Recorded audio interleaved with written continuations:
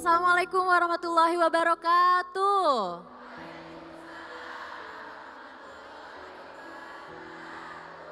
Bunda. Alhamdulillah senang sekali saya Zizi Syahab bisa hadir menemani Anda dalam kajian hati. Gimana kabarnya Bunda di sini, sehat semua? Alhamdulillah, dan alhamdulillah seperti biasa sudah ada Ustadz Hilman di sini. Assalamualaikum Ustadz. Waalaikumsalam warahmatullahi wabarakatuh. Masya Allah, hari ini temanya adalah ketika takdir sudah tertulis kuharap bahagia tanpa tangis. Bisa gak sih kayak gitu? Langsung kita tanya aja sama Ustadz, silakan Ustadz, waktunya untuk kajian. Bismillahirrahmanirrahim. Assalamualaikum warahmatullahi wabarakatuh.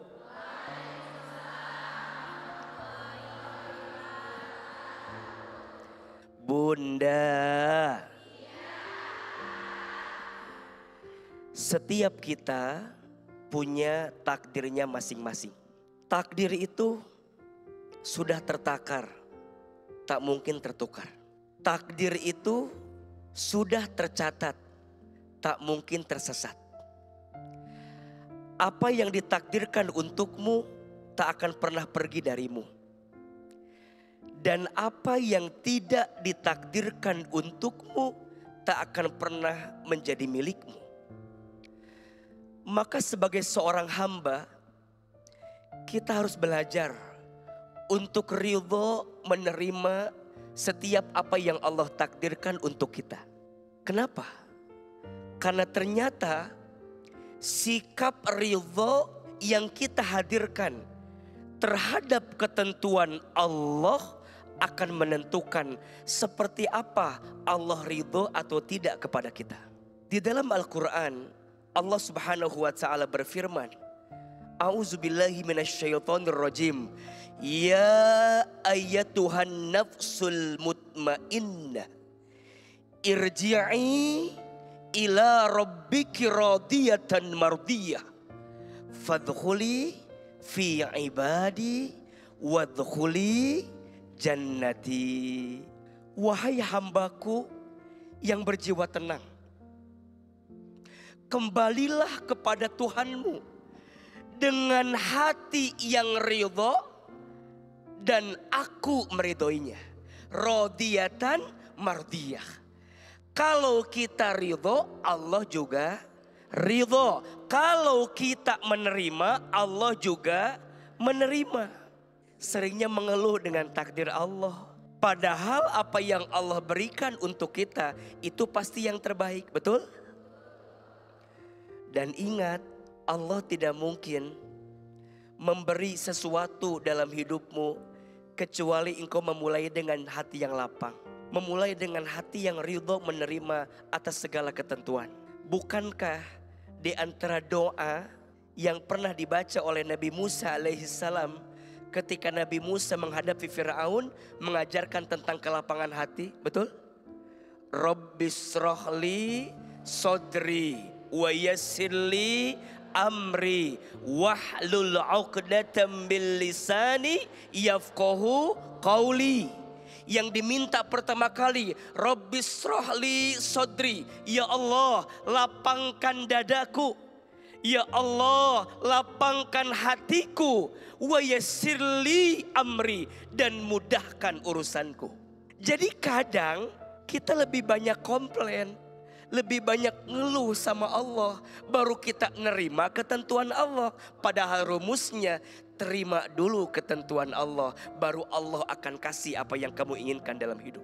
Maka bunda sayang, pemirsa Trans TV, belajar menerima segala ketentuan Allah. Jangan pernah membenci keadaan, karena malam pun tidak pernah menghina takdirnya menjadi gelap. Justru ketika malam menerima gelap, Allah datangkan bulan dan bintang yang menerangi kegelapan itu. Betul? Jangan pernah menghina keadaan, karena daun tidak pernah marah kepada angin yang membuat dia terjatuh dari pohonnya. Justru ketika daun itu terjatuh, Allah sedang siapkan tumbuhan dengan buah yang lebih baik setelah daun itu berguguran. Kadang dalam hidup kita mendapatkan tangis air mata, tapi dengan tangis itu menjadikan kita makin dekat dengan Allah. Daripada sebaliknya, kita mendapatkan tawa bahagia, tapi tawa bahagia itu malah menjadikan kita jauh dari Allah. Dan ingat, tangis air mata kesedihan yang membuatmu lebih dekat dengan Allah, lebih Allah cintai daripada tawa bahagia yang kamu dapatkan, tapi malah jauh dari Allah. Belajar menerima, belajar ridho atas segala ketentuan Allah. Insya Allah. Bunda. Dan sekarang ini sudah ada Mbak Nabila yang mau bertanya langsung sama Ustadz. Sekarang kita kasih kesempatan, silakan Mbak. Saya Nabila Zirus dari Banjarmasin, umur saya 32 tahun. Saya ingin bertanya Pak Ustadz, tapi sebelum itu saya mau cerita terlebih dahulu. Ustadz, saya merasa seperti tidak dihargai sebagai seorang istri, apalagi sebagai seorang ibu.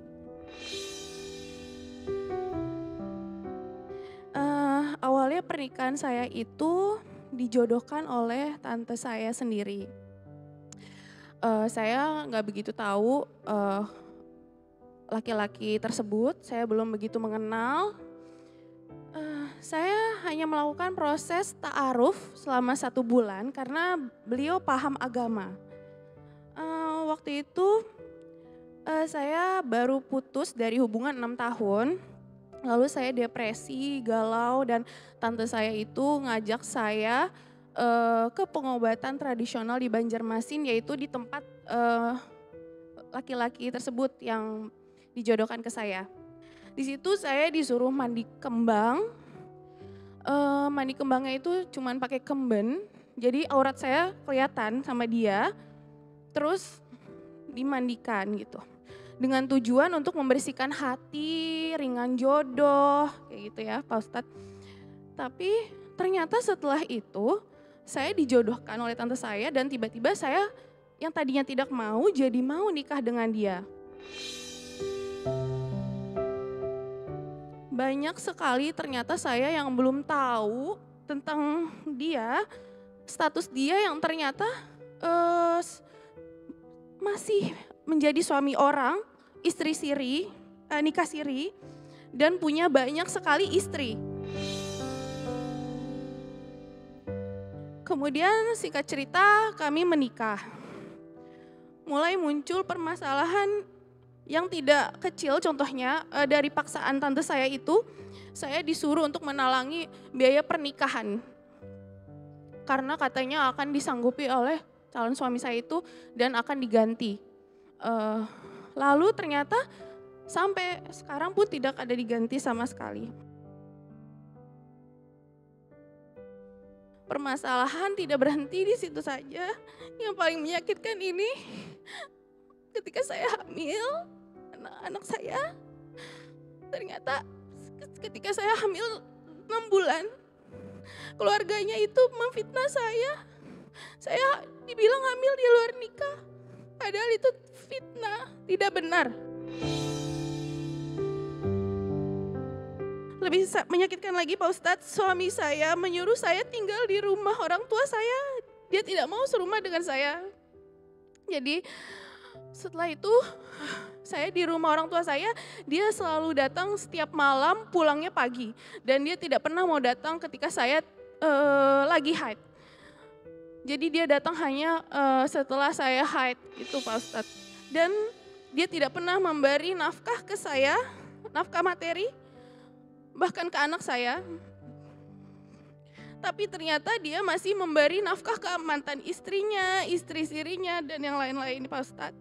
Sementara saya yang masih sah sebagai istrinya saat itu, tidak pernah mendapat apapun, perhatian, tidak pernah dihubungi. Akhirnya qadarullah saya bercerai di Februari tahun 2024 kemarin. Saya minta talak. Dan akhirnya dia menalak saya. Ternyata yang paling pedihnya lagi Pak Ustadz, tante saya tahu sebelum saya nikah kalau dia udah punya istri sendiri.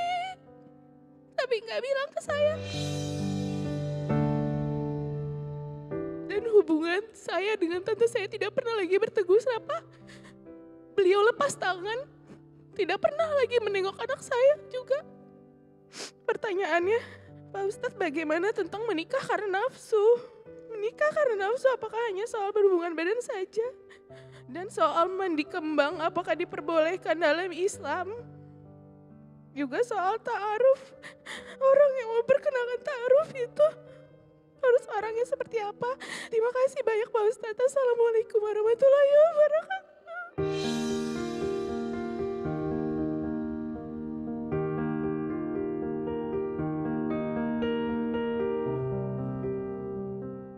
Bunda sayang semua pemirsa Trans TV,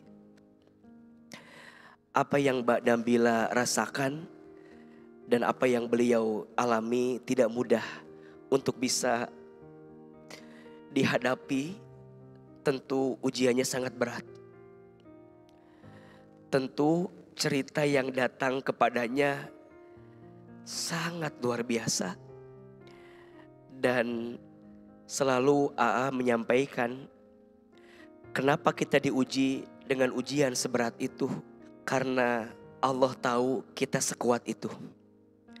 Maka Mbak Nabila dari hati yang paling dalam, semoga apa yang terjadi kemarin sebagai ujian yang berat menjadikan Mbak Nabila semakin kuat dan semakin dekat dengan Allah Subhanahu wa Ta'ala. Ada 3 hal yang tadi Mbak Nabila sampaikan ke Ahilman. Yang pertama terkait menikah dengan nafsu. Tentu jawabannya tidak boleh. Menikah itu karena cinta. Dan cintanya karena Allah. Menikah itu untuk bisa mendapatkan ketenangan, untuk bisa mendapatkan kasih sayang, untuk bisa mendapatkan kebaikan dalam hidup. Di dalam Al-Quran surat Ar-Rum ayat 21. A'udzubillahi minasyaitonirrajim. Wa min ayatihi an khalaqalakum min anfusikum azwajan litaskunu ilaiha wa ja'ala bainakum mawaddatan wa rahmah inna fi dzalika laayatil liqaumi yatafakkarun. Dan di antara tanda-tanda kekuasaan Allah, Allah menciptakan untukmu pasangan. Apa tujuannya? Litaskunu ilaiha, agar engkau merasakan ketenangan. Wa ja'ala bainakum mawaddatan wa rahmah, dan engkau mendapatkan kasih sayang, mendapatkan kebaikan yang pada akhirnya mengantarkan keberkahan. Maka mohon maaf, jangan menjadikan pernikahan sebagai alat untuk pemuas nafsu sesaat dalam kehidupan. Tapi nikah itu jalan keberkahan. Nikah itu jalan kebaikan. Nikah itu jalan kebahagiaan yang mengantarkan kita kelak masuk ke dalam surganya Allah.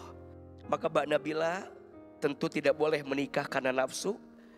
Dan selamat Mbak Nabila dijauhkan oleh Allah dari orang yang pernah menyakiti. Semoga bisa diambil pelajaran yang besar dari apa yang terjadi. Yang kedua, beliau bertanya terkait dengan mandi kembang. Ahilman tidak tahu seperti apa prakteknya, tapi kalau selintas mohon maaf. Mandi kembang izin. Menggunakan pakaian yang terbuka auratnya, dilihat oleh orang yang bukan mahramnya, haram atau tidak? Dari prakteknya sudah salah, melanggar syariat Allah.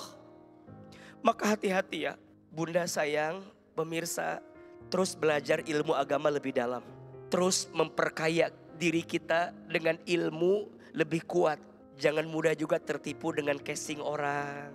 Kita mudah menjatuhkan seseorang dari penampilan yang mungkin penampilannya biasa saja, tapi sering kita hina. Hati-hati. Ada orang yang mungkin kita lihat biasa saja, tapi dia punya sikap yang baik, punya akhlak yang baik. Boleh jadi dia lebih mulia di hadapan Allah daripada orang yang akhlaknya buruk. Setuju? Innallaha la yanzuru ila ajsamikum wala suwarikum walakinallah yanzuru ila qulubikum wa a'malikum. Sesungguhnya Allah tidak melihat seseorang dari tampilan luarnya, tapi Allah melihat orang dari hati dan amalnya. Maka tentang mandi kembang, tentang praktek-praktek yang dalam tanda kutip kita harus lebih cermat dan teliti seperti apa prakteknya, harus lebih hati-hati. Jaga diri, jaga hati. Jangan sampai kita terjerumus pada perkara yang menjauhkan kita dari Allah Subhanahu wa taala. Yang ketiga terkait dengan ta'aruf. Ta'aruf itu artinya saling mengenal. Maka pastikan orang yang sedang kita ta'arufin itu orang yang ingin kita kenal. Setidaknya ada 3 poin yang harus kita pastikan. 1, dalam ta'aruf itu ada tujuan. Tujuannya apa? Menikah. Jadi mohon maaf, kalau kita nyebutnya ta'aruf tapi nggak ada tujuannya, itu mah nggak jelas. Harus ada tujuannya apa? Menikah. Kemudian yang kedua, pastikan kita benar-benar mengenal orang yang kita ta'arufin. Dan kita juga memastikan kalau ada orang yang ngenalin kita untuk ta'aruf, pastikan orang itu juga baik. Tapi kan selintas kalau tadi Mbak Nabila cerita, ini tantenya yang sayang sama Mbak Nabila, yang tahu Mbak Nabila. Ahilman masih nggak tahu ya kenapa tantenya bisa mengenalkan dengan orang seperti itu. Atau jangan-jangan juga tantenya nggak tahu. Mungkin tantenya juga tertipu dengan orang ini. Husnuzonnya AA ya. Tapi kalaupun misalnya tantenya tahu dan ternyata menjerumuskan keponakannya untuk menikah dengan orang yang salah, berarti di sini ada sesuatu yang nggak baik dari sikap tante sama ponakannya.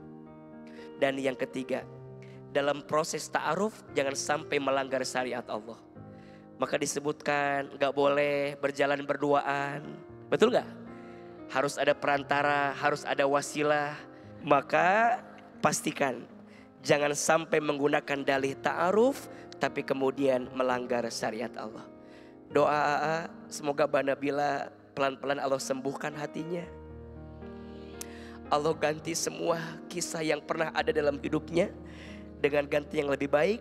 Dan jadi pelajaran untuk pemirsa Trans TV juga, jangan mudah menerima seseorang yang belum kita kenal lebih dalam seperti apa orang tersebut. Semoga Allah menjaga kita semua dari orang-orang yang tidak baik kepada kita. Amin ya rabbal alamin. Gemetar pasti, terus kayak shock, terus nangis-nangis. Sampai teriak-teriak histeris karena saat itu saya dilabrak juga kan sama istri-istrinya. Jadi saya viral juga di Twitter, di mana-mana. Jadi saya tuh kayak mau gitu, kayak mau berkali-kali. Karena saya pikir saya nikah dengan yang paham agama itu bisa nggak ada menemukan musibah kayak gini gitu. Ternyata malah bikin hidup saya hancur gitu pada saat itu. Gitu. Berhenti di situ dunia tuh. Kalau tante masih mau datang ke rumah minta maaf atau jenguk anak Ila gitu, masih siap diterima, masih mau memaafkan. Setiap hari itu saya nangis gitu, tapi sekarang alhamdulillah udah tenang dan beliau juga ngasih nasihat gitu ya, benar-benar kena gitu ke hati saya gitu.